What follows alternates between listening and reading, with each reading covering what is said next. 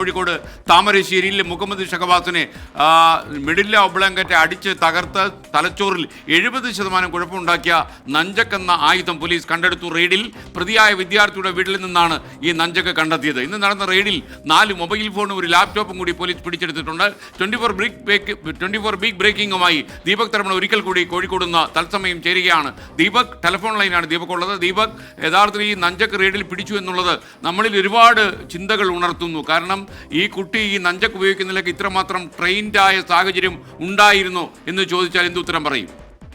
SK അങ്ങനെ വേണം പറയാൻ. കാരണം ഈ ഒരു നെഞ്ചക്ക് കൊണ്ട് അടിച്ച് ഒരാളെ മാത്രമല്ല മറ്റെന്തെങ്കിലും ആയുധമുണ്ടോ എന്നുള്ളത് കൂടി പോലീസ് ഇപ്പോൾ പരിശോധിക്കുകയാണ്.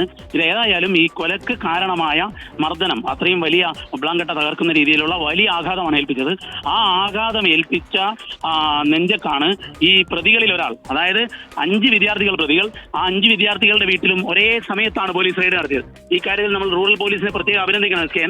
കാരണം റൂറൽ പോലീസ് ശക്തമായ നിലപാടെടുത്ത് ഈ കേസിൽ ഒരേ സമയത്ത് റെയ്ഡ് നടത്തിയുകൊണ്ടാണ് ഇത് കണ്ടെടുക്കാൻ പറ്റിയത്. കാരണം അല്ലെങ്കിൽ ഒരു സ്ഥലത്ത് റെയ്ഡ് നടത്തി അടുത്ത സ്ഥലത്തേക്ക് എത്തുന്നതിന് മുമ്പ് മാധ്യമങ്ങളിൽ വാർത്ത വരും, സ്വാഭാവികമായും ഇത് മാറ്റാൻ സാധ്യതയുണ്ട്. പക്ഷെ ഒരേ സമയത്താണ് ഈ റെയ്ഡ് വാർത്തയും 24 ആണെന്ന് ബ്രേക്ക് ചെയ്തത്. ഏതായാലും ഇതിൽ 4 മൊബൈൽ ഫോൺ, അതുപോലെ തന്നെ ഒരു ലാപ്ടോപ്പ്, ഇത് ഉൾപ്പെടെയാണ് ഇപ്പോൾ കണ്ടെടുത്തിരിക്കുന്നത് SK.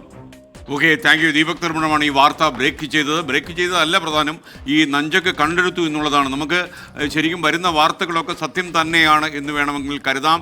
കാരണം ഈ കുട്ടിയെ ആശുപത്രിയിൽ പ്രവേശിപ്പിക്കുമ്പോൾ തന്നെ ഈ കുട്ടിക്ക് യഥാർത്ഥത്തിൽ വല്ലാത്ത അപകടം പിടിച്ച അവസ്ഥയിലാണ് ആശുപത്രിയിൽ കൊണ്ടുപോയത്. ആശുപത്രിയിൽ കൊണ്ടുപോകാൻ തന്നെ താമസിച്ചു പോയി എന്ന് പ്രേക്ഷകർക്ക് അറിയാം. ഒരു സുഹൃത്തിൻ്റെ സ്കൂട്ടറിലാണ് ഈ കുട്ടിയെ താമരശ്ശേരിയിലെ വീട്ടിലെത്തിച്ചത്. വീട്ടുകാർക്ക് ആദ്യം ഒന്നും മനസ്സിലായില്ല. കുറച്ച് കഴിഞ്ഞപ്പോഴാണ് ഈ കുട്ടിക്ക് ഭീകരമായ എന്തോ പ്രശ്നമുണ്ടെന്ന് മനസ്സിലാവുകയും അവർ അടുത്ത ആശുപത്രിയിലേക്ക് പോവുകയും എന്നാൽ അവിടെ നിന്ന് കോഴിക്കോട് മെഡിക്കൽ കോളേജ് ആശുപത്രിയിലേക്ക് മാറ്റുകയും അവിടെ വെച്ച് വ്യാഴാഴ്ച രാത്രിയിൽ അല്ലേ ഈ മർദ്ദനമേൽക്കുന്നു.